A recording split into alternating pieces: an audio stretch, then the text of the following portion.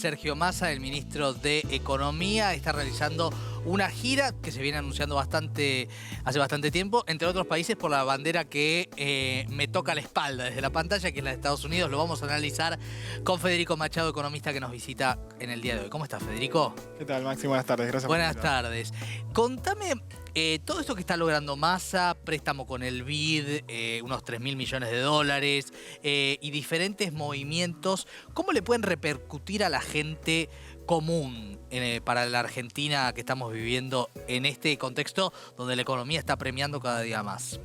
Bueno, es un poco como la frase de Alejandro Dumas, ¿no? Sin presión no estalla la pólvora. Creo que el gobierno se vio muy presionado en la situación de las reservas internacionales, sobre todo durante junio y julio. A partir de ahí es que se implementa esta idea, ¿no?, de Massa superministro, que ya venía rondando durante tantos meses y que tantas veces fue rumor. Y creo que justamente la idea de Massa en este lugar era precisamente aprovechar, capitalizar esa serie de contactos que él tiene, ¿no?, con los organismos internacionales y con ciertos sectores también internos de la Argentina, para conseguir estos dólares que ahora empiezan a aparecer. Que son un poco los anuncios que él hizo, ¿no?, esa primera semana en la que fue nombrado superministro. Bueno, él dijo, la idea es conseguir ciertos dólares a partir de endeudamiento con el Banco Interamericano del Desarrollo, que es lo confirmado durante ayer. Ahora está trabajando en un préstamo con el Banco Mundial, también renegociando de alguna manera las metas con el FMI y, por supuesto, la medida para los agroexportadores que tomó el domingo, ¿no? Repregunto, y entonces a mi abuela Rosita, a ver, ¿de qué la beneficia esto? ¿Qué hace esto? ¿Mejora la situación de lo que se llama la macro para que después la inflación en algún momento, que siempre es más adelante y nunca hoy, se pueda controlar?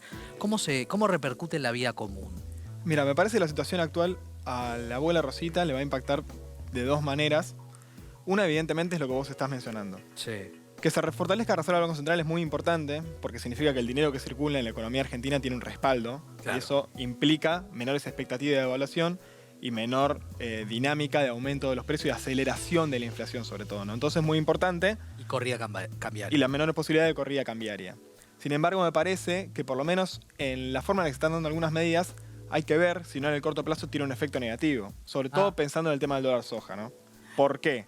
A ver. El dólar soja implica que los exportadores del complejo sojero, ¿no?, que incluye distintos subproductos, Sí. poroto, pellet, aceite, harina, van a recibir mayor cantidad de pesos por la producción que venden. Eso ya implicó inmediatamente un aumento de la soja aproximadamente de 40.000 pesos la tonelada, 70.000, ¿no?, aproximadamente.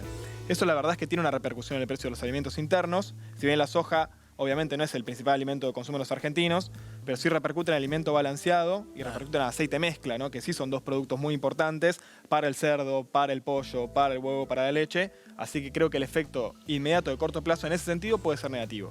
Bien.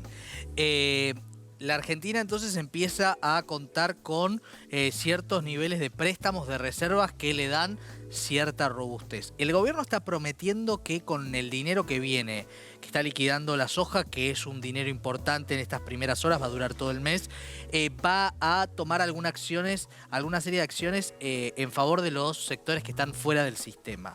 ¿Te parece una buena decisión? ¿Te parece que es viable? ¿Cómo lo valoras?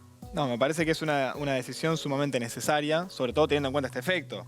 Si el gobierno se da cuenta que el hecho de darle un dólar diferencial a los productores de la soja mayor, en alguna medida va a tener repercusión en el incremento de precios de los alimentos, y bueno, es importante poder cubrir a los sectores más desprotegidos de la población que vienen sufriendo tanto durante los últimos años, ¿no?, al menos desde 2018 a esta parte, vienen perdiendo mucho poder adquisitivo los trabajadores informales.